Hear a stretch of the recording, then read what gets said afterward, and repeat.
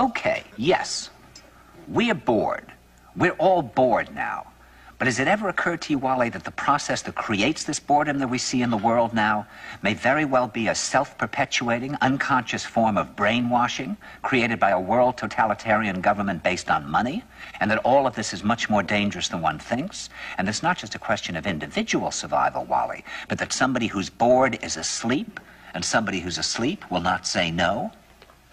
See, I keep meeting these people. I mean, just a few days ago, I met this man whom I greatly admire. He's a Swedish physicist, Gustav Bjornstrand, and he told me that he no longer watches television, he doesn't read newspapers, and he doesn't read magazines. He's completely cut them out of his life because he really does feel that we're living in some kind of Orwellian nightmare now, and that everything that you hear now contributes to turning you into a robot.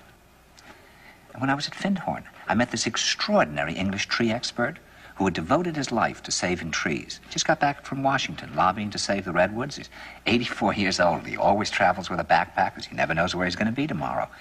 And when I met him at Findhorn, he said to me, "Where are you from?" And I said, "New York." He said, "Ah, New York, yes, that's a very interesting place. Do you know a lot of New Yorkers who keep talking about the fact that they want to leave but never do?" And I said, "Oh, yes." And he said, "Why do you think they don't leave?"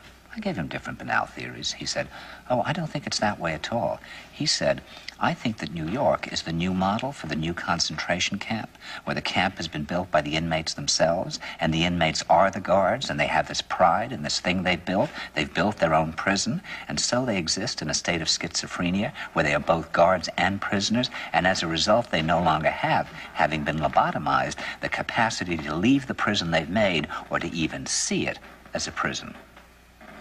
And then he went into his pocket and he took out a seed for a tree and he said, "This is a pine tree." He put it in my hand and he said, "Escape before it's too late." See, actually for 2 or 3 years now, Chiquita and I have had this very unpleasant feeling that we really should get out. And we really should feel like Jews in Germany in the late 30s. Get out of here. Of course, the problem is where to go, because it seems quite obvious that the whole world is going in the same direction.